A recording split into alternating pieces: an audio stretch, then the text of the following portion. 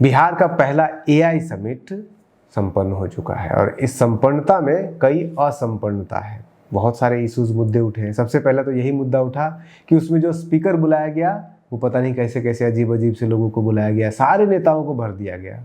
दूसरा मुद्दा उठाया गया जो उसमें मतलब चीफ गेस्ट का मैंने बताया, और जो स्पीकर भी बुलाए गए उसमें बीजेपी के स्पोक्स पर्सन, बीजेपी के पुराने नेता, बीजेपी के नए नेता, सब जो है भर दिए गए। नेता टाइप के लोगों को भर दिया गया। ऐसे ऐसे लोगों को भरा गया है जो कि आप जिनको एआई का मतलब कुछ नहीं पता है। मेडिकल के फील्ड के लोगों को, साहित्य के फील्ड के लोगों को, हर फील्ड के लोगों को, लेकिन एआई एक्सपर्ट उसमें मुश्किल से 10 से 15% लोग हैं। एक इसके लिए कंट्रोवर्शियल रहा है ये एआई। और तीसरा सबसे इंपॉर्टेंट जिस चीज़ के लिए कंट्रोवर्शियल रहा ये पूरा एआई समिट, वो ये रहा कि स्टूडेंट को अंदर घुसने ही नहीं दिया गया। बहुत सारे स्टूडेंट, भाई लोगों को क्यूरियोसिटी हुआ कि बिहार में पहला एआई समिट हो रहा है। सारे पटना में स्टूडेंट सोचे कि जाकर के जरा देखते हैं क्या क्या बिहार के एआई समिट में दिखाया जा रहा है, क्या क्या प्रदर्शित किया जा रहा है। जैसे कि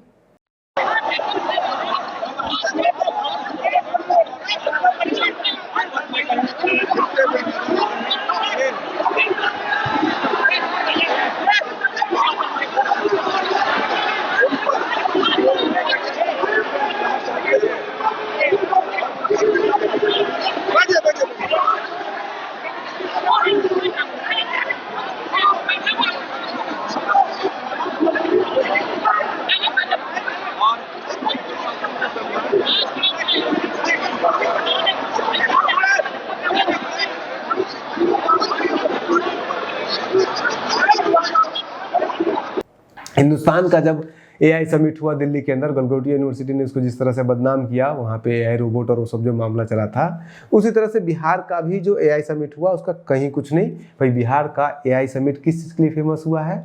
वो हुआ है हमारे मुख्यमंत्री के एक भाषण के लिए, और उस भाषण में कोई एआई के ऊपर उन्होंने नहीं बोला।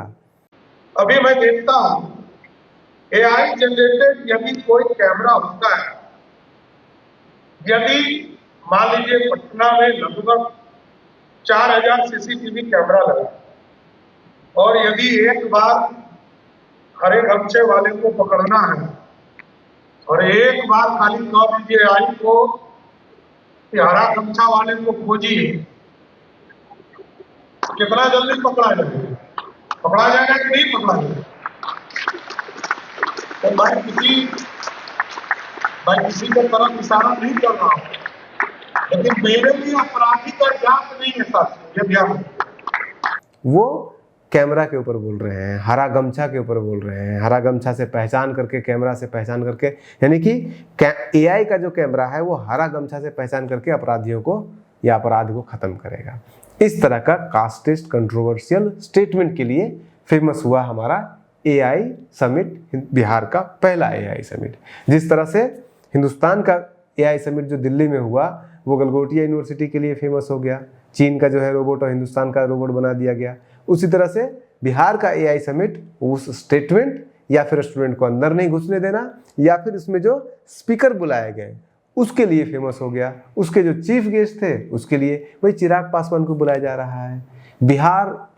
बिहार मिस यूनिवर्स को बुलाया गया उसमें। भाई उसमें से क्या ऐसा ब्यूटी का कौन सा एस्पेक्ट एआई के थ्रू वो बताएगी यहाँ पे या बताई यहाँ पे आकर के, ये अपने आप में गौर करने वाली बात है। इस पूरे प्रोसेस में अगर आप देखिएगा जितने भी चीफ गेस्ट थे उसमें से एक विकास वैभव को छोड़ दीजिए तो शायद ही कोई उस लेवल का व्यक्ति था।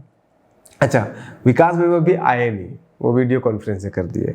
उसमें बहुत सारे एग्जाम्पल आप अगर सभी गेस्ट का और सभी स्पीकर का प्रोफाइल चेक कीजिएगा ना, सही से गहन अध्ययन कीजिएगा तो बहुत सारे लफड़े मिलेंगे। उदाहरण के लिए बीजेपी के स्पोक पर्सन है धनंजय गिरी, ये चीफ गेस्ट में भी इनका नाम है और स्पीकर में भी नाम है। चीफ गेस्ट में जब इनका नाम है तब इनके नाम के आगे लगा हुआ है स्पोक पर्सन ऑफ बीजेपी और ब्रैकेट में लिखा हुआ है गवर्नमेंट ऑफ बिहार।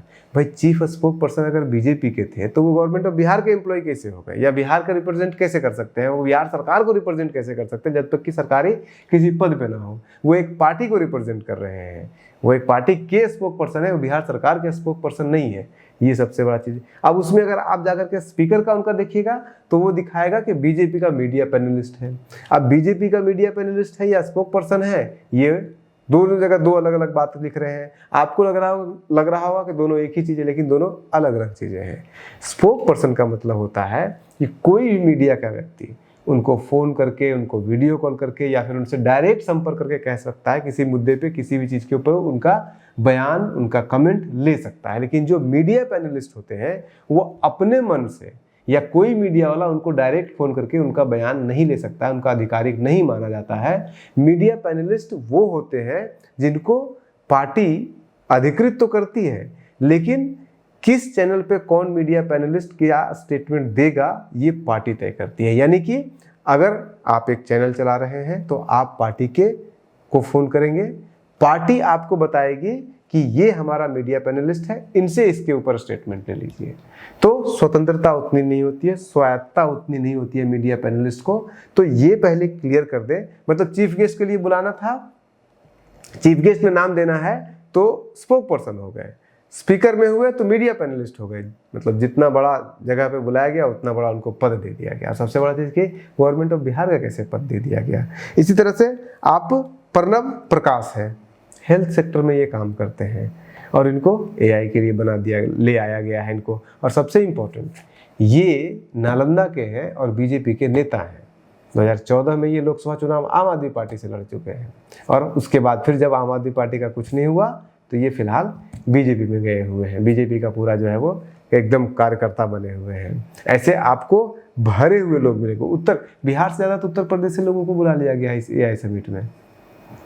उसके अलावा एक अंतरा झा है, ये भी उत्तर प्रदेश से ही है। इनको अगर आप देखिएगा तो इनके कुछ कुछ वीडियोज़ पड़े हुए हैं यूट्यूब के ऊपर।